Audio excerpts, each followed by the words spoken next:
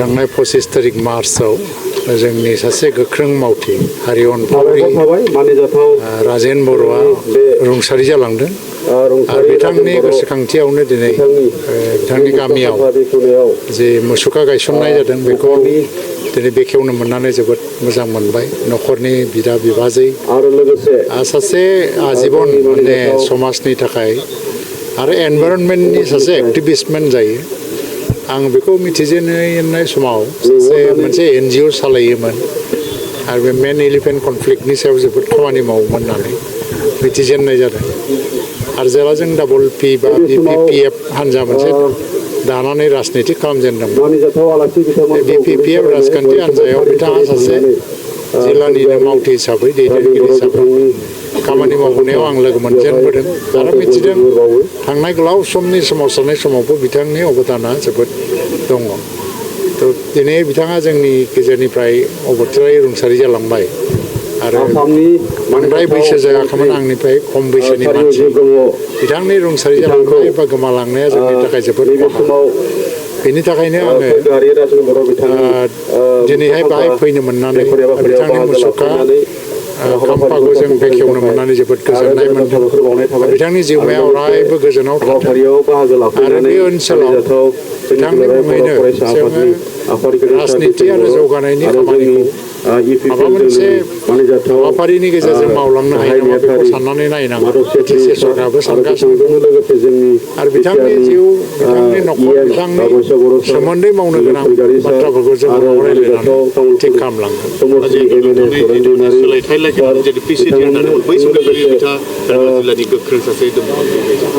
PCDनि सिगांबो बियो BPPFआवनो दङ BPPFआ सिगां रबिराम नार्जारिनि दैदेननायाव जे आफादगिरि बेनि उनाव PCDR आरो दा उनावहाय UPPL आरो बे जिल्लानि आफादगिरि जाफैबायमोन बेयाव बेहा गोख्रों मोनसे अबदान मानसियाथ' लेखा रोंनाय बिदिनो मोजाङै फराशुना खालामोमोन जागोन इनफरमेसन दङ बिनि मावनायफ्रा खुब माने मोजांमोन आरो मोजाङै मावोमोन आरो सानै हयै मावोमोन सार्थ गैयै मानसि जेबो सार्थ लुबैफेराखै जिबनाव खामानि मावनायनि बिनिमयाव सोरनावबा माबा बिफेराखै जेबो होनोबो हायाखै बिथांनो थ' बेबायदि सासे निस्वार्थ मावथि जोंनि गेजेरनिफ्राय गोमालांनाया जोबोद गिदिर खहा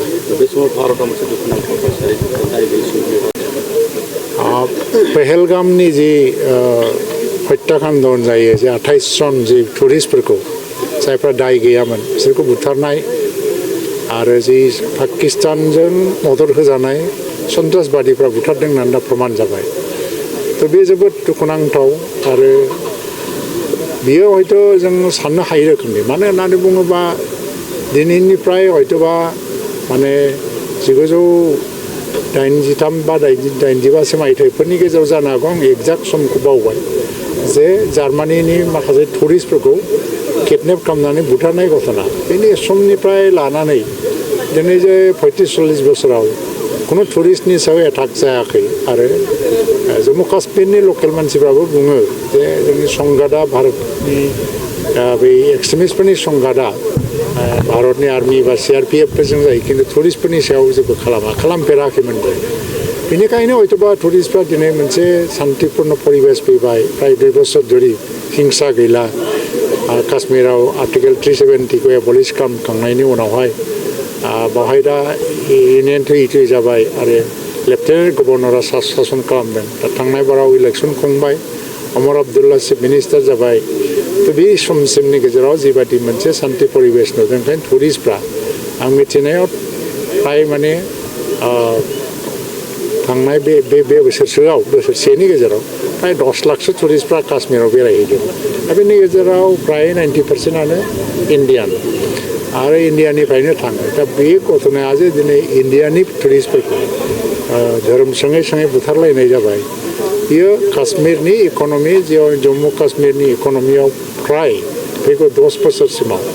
बिराद गाज्रि मोनसे प्रभाब गोलैसिगोन बिनि थांनानै थानाय मानसिफोरनि लिभलिहुड खारन काहिनिफोरखौ देखायदों सासे मानसिया गराय मासेनि बिगोमा आरो बेजों सानसेयाव बियो 4-5 हाजार खामायो आरो मास मोनसे खामानि मावबानो सारा बोसोरनि माने इनकामा फैयो थ' खुनु काश्मीरी मानसिफ्रा बे जाथायखौ मोजां मोनाखै आरो ओंखायनो बिसोर दिनै प्रटेस्ट खालामदों खारन काश्मीरी मानसिफोरनि उदैयाव जि जोना होनाय बायदि जादों बिसोर जिजों माने थांनानै थायो बे थांनानै थानाय लामाखौनो बन्द' खालामबाय ओंखायनो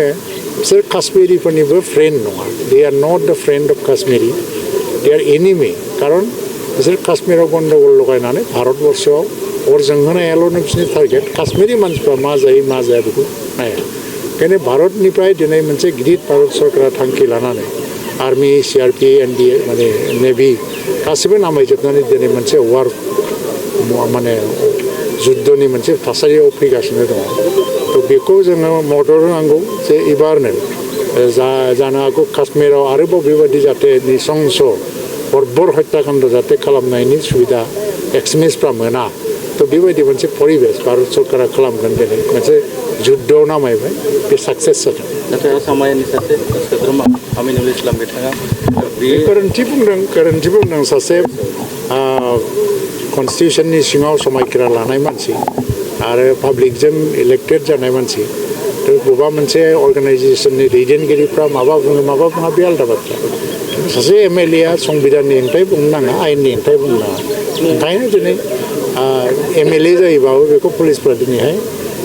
संबिधाननि एगेन्स्टआव बा आयेननि एगेन्स्टआव बाथ्रा बुंनायनि थाखाय एरेस्ट खालामनो गोनां जाबाय बे टटेलि रं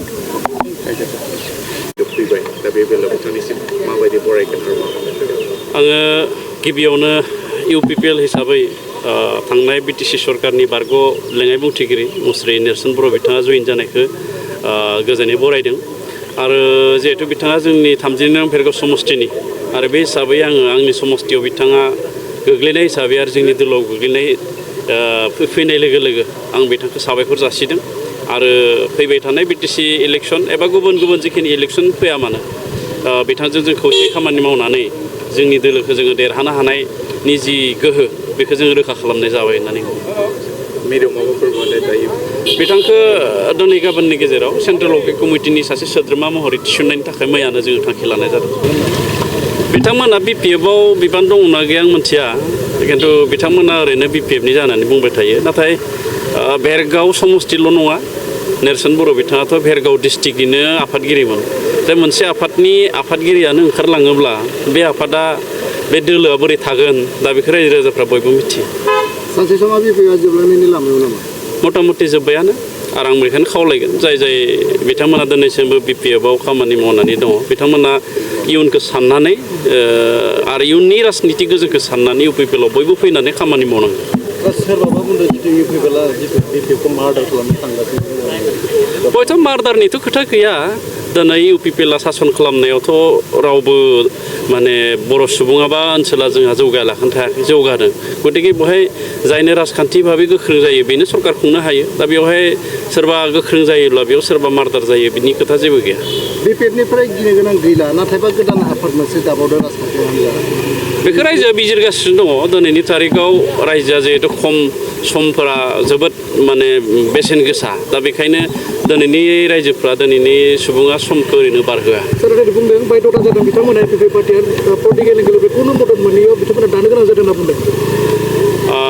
एंगेलि पलिटिकेलि सापर्ट मोनाब्ला राजनिति दानांगौ होननायनिथ' जेबो गैया बिथांमोना माबाफोर जादोंमोनब्ला सावरायोब्लाथ' जेबो गोनां माने असुबिदा जायामोन होननानै आं सानो आरो अल्टारनेटिभ पार्टिनि जाय आफादगिरि बिथाङाथ' BPF निसोमोन ना थ' BPF आव थाखानाय हिसाबैथ' UPPL निफ्राय बिथाङा आरो जोंनियाव मा माने असुबिदानि थाखाय बा सुबिदानि थाखाय सावरायनो गोनां दंबावो बिथाङानो सासे BPF निनो नेहाथारिमोन गतिके बे हिसाबै जोंहा जेबो बुंनांगौ गैया